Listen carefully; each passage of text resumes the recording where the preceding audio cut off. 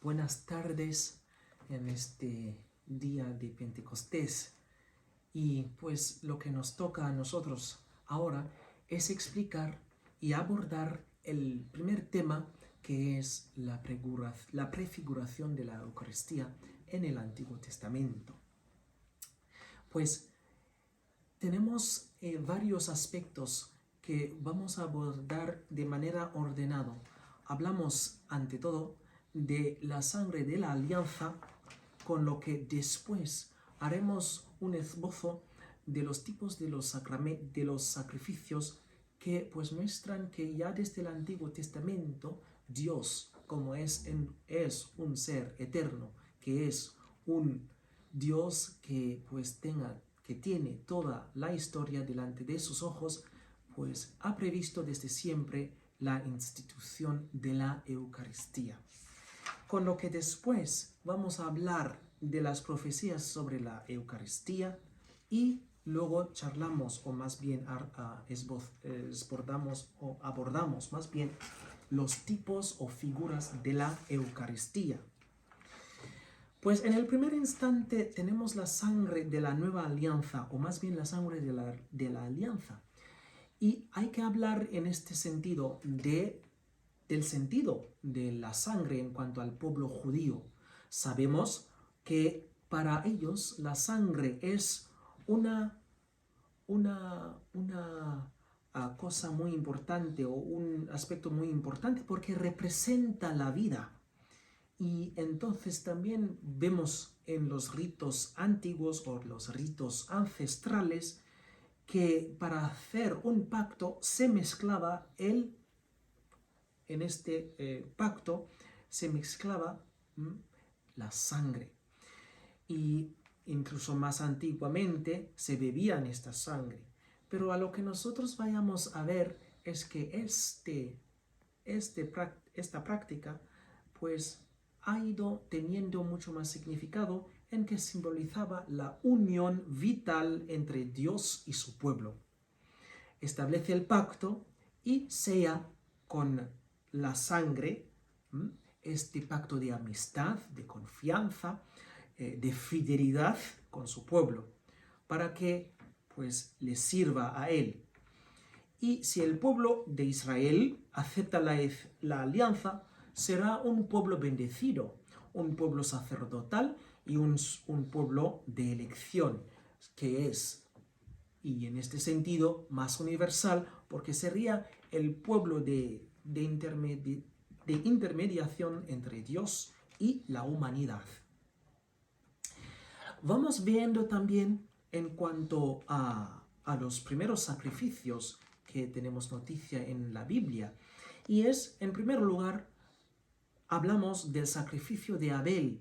Pues sabemos que Abel ofreció lo mejor que tuvo, o lo mejor que tenía, y él ofreció las primicias de sus rebaños y también de todo lo que tenía, y en esto Dios se complació de él, no solamente por el sacrificio, o los sacrificios más bien,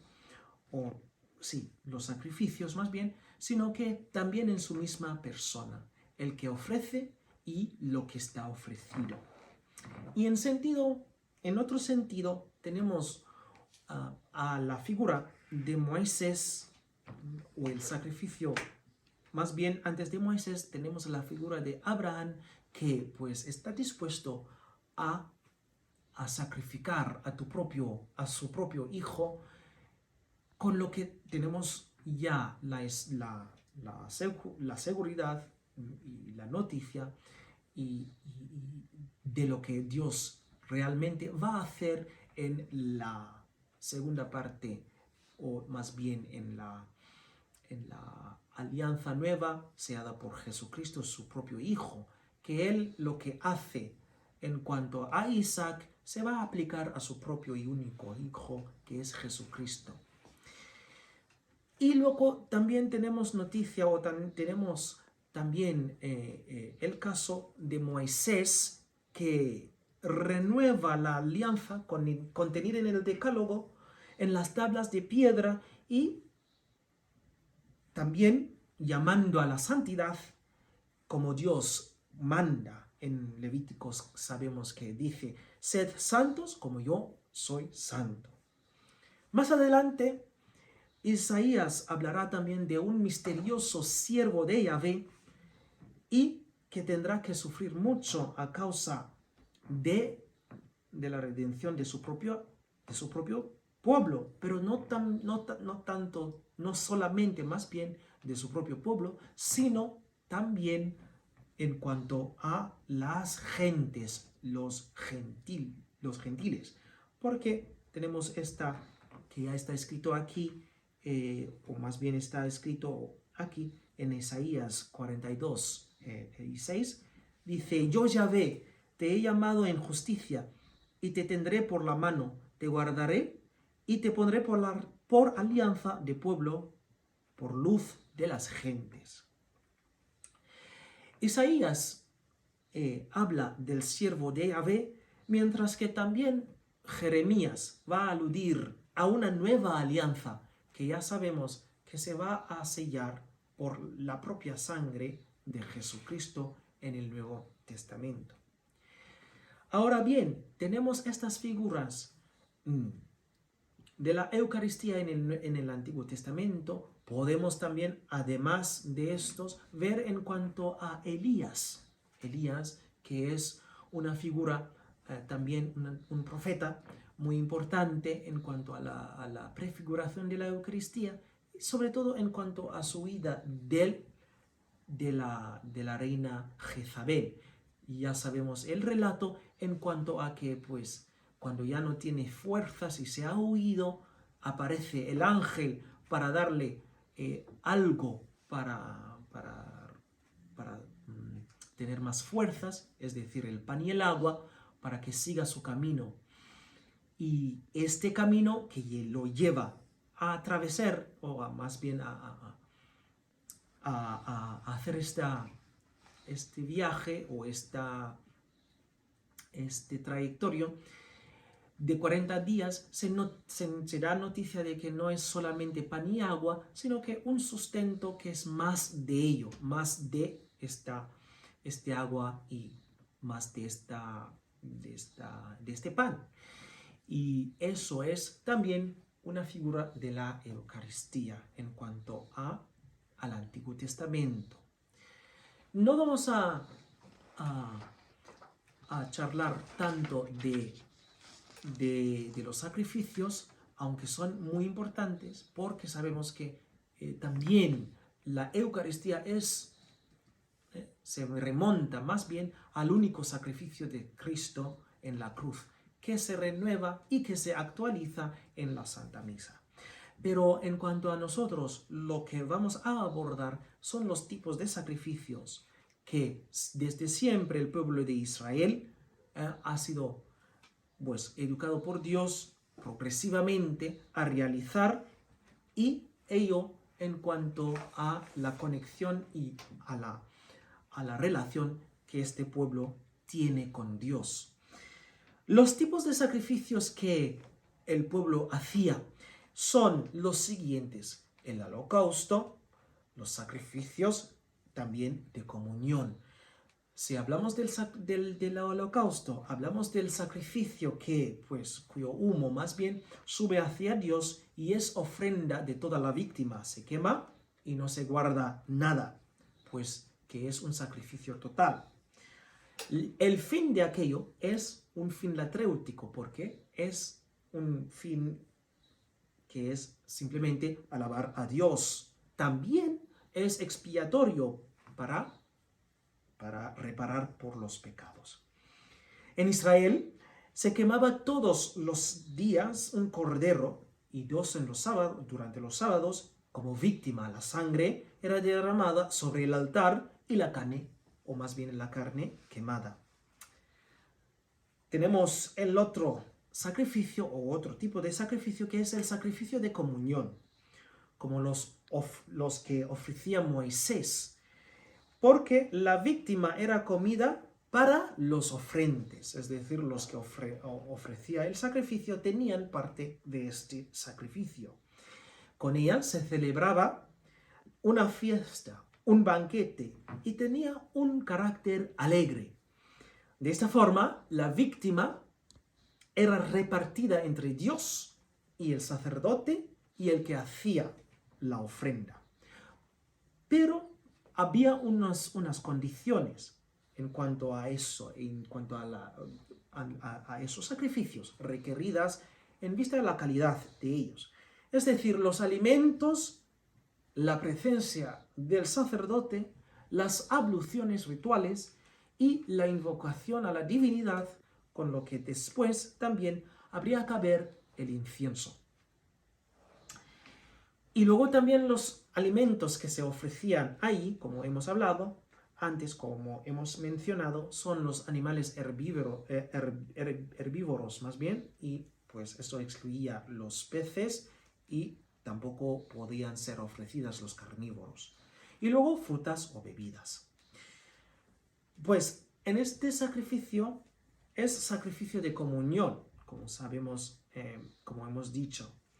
Pero además de esto se añadió a los sacrificios unos que complementaban los sacrificios, que allí entró la corrupción del que habla Levíticos 23 y 13. Más bien Levíticos 23, 13. Esos eran sacrificios cruentos que iban acompañados por las libaciones de vino. Y luego también terminamos en cuanto a los sacrificios con los sacrificios de la expiación, como el del siervo de Yahvé, son, como se pensaban, los sacrificios que eran capaces de saciar a Dios, si bien consisten sobre todo en el sacrificio del corazón, del interior del corazón.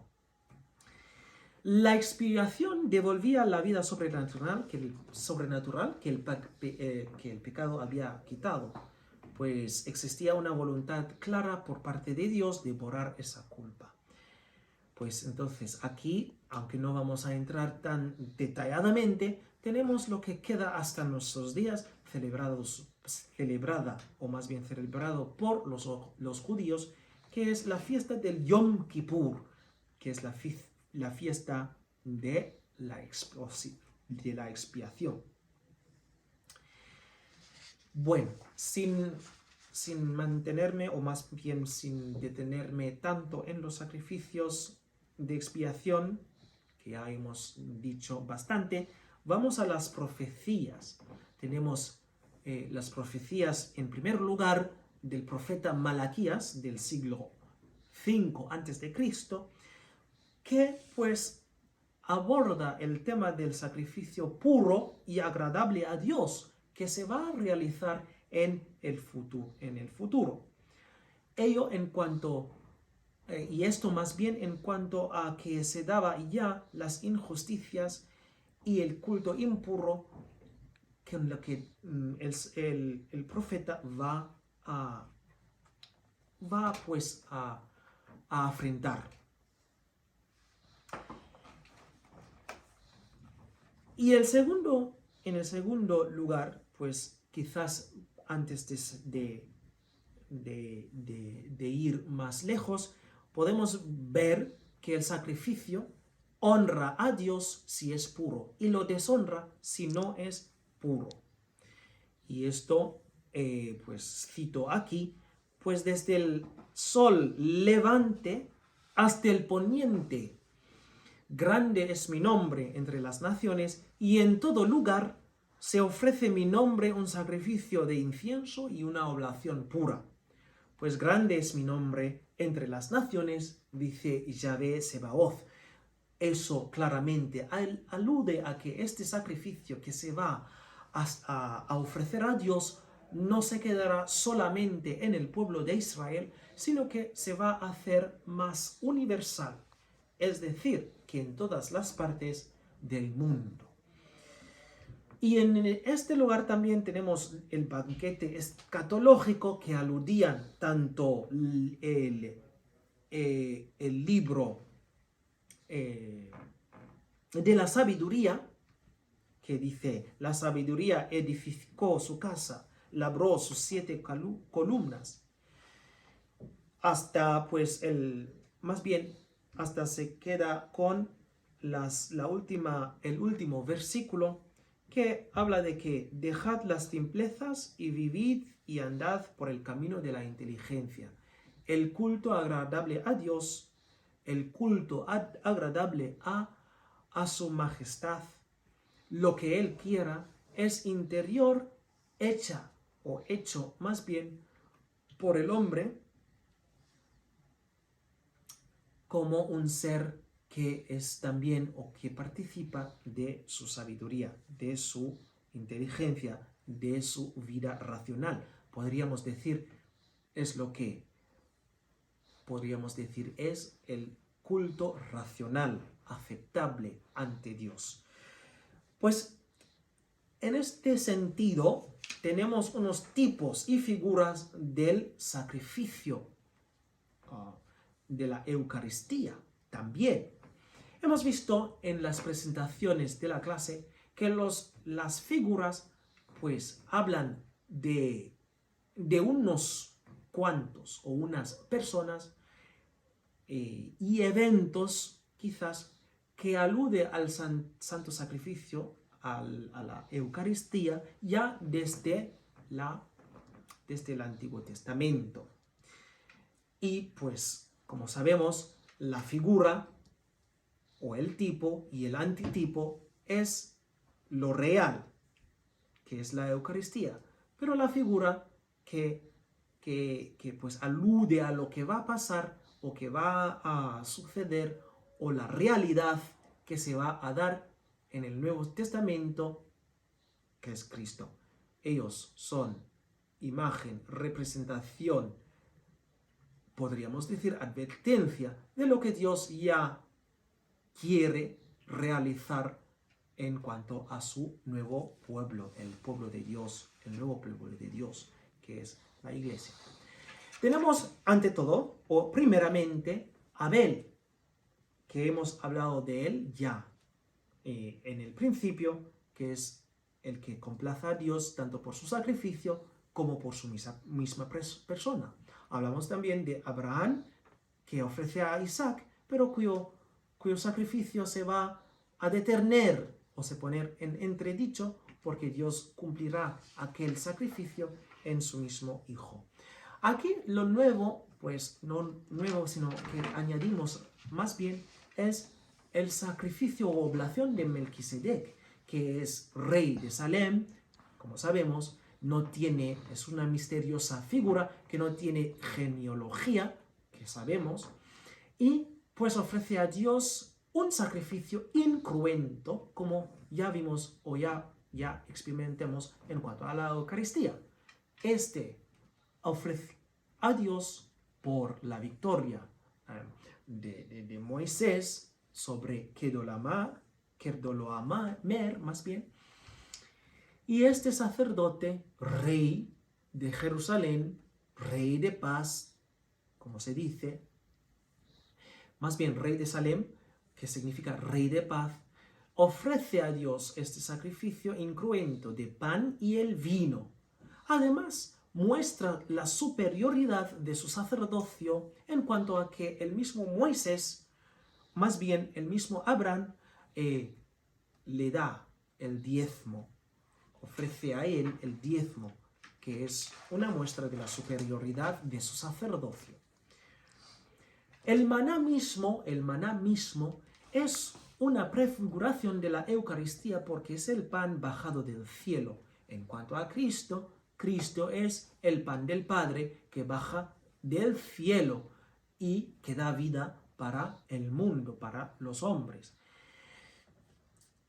Y es pan que por los israelitas que pasan el desierto, ellos que se alimentan de ello, también a nosotros en esta vida, también para la vida que tenemos que atravesar, o más bien la vida que vivimos, el pan de la Eucaristía o el pan bajado del cielo, que es Jesús, es el alimento milagroso, divino, que cada cristiano tiene que, pues se apunta a ello o a él por su vida como alimento. Es el pan bajado del cielo. Pues entonces, para terminar estos sacrificios, tenemos la figura misma de Elías, tal como hemos mencionado, que él, pues, esta historia, que no lo voy a abordar otra vez, pero sí que voy a aludir un poco en cuanto a que da fuerzas como tal, como alimento, es fuerza, pero es fuerza sobrenatural, no es fuerza solamente, literalmente o literal, pero es fuerza natural porque atraviesa el desierto, o más bien atraviesa o hace su camino de 40 días y 40 noches. 40 tiene un significado muy importante, como ya sabemos, en cuanto a la Biblia, en cuanto a toda la historia escriturística, como tiempo de preparación, tiempo de purificación del mismo pueblo y tiempo también para la victoria de Cristo, del nuevo pueblo, que se haya su victoria en Cristo, que es la iglesia. En conclusión, la Eucaristía aparece en figura, en imagen, en los textos veterotestamentarios. Estas instituciones veterotestamentarias expresan el amor de Dios a su pueblo, que sale primero a su pueblo, hace la alianza y lo cumpla definitivamente en cuanto a Jesucristo en la Santa Eucaristía. Es decir, que es ante todo de la reconciliación y es también comunión con el que, con esta alianza de comunión, pues los pactos de protección por medio de sacrificios, pues se van pues corroborados, se van afirmados y se van a dar. Banquetes también y pactos de la alianza, es decir, que todo lo de los sacrificios que hemos visto, tanto los sacrificios de holocausto, de comunión y los sacrificios expiatorios, apuntan a la fidelidad y el amor de Dios que sale primero al encuentro del hombre. Por tanto, las instituciones veterotestamentarias, más bien veterotestamentarias, preparan y anuncian la Eucaristía, pues expresan la sobreabundancia del amor divino. Muchas gracias.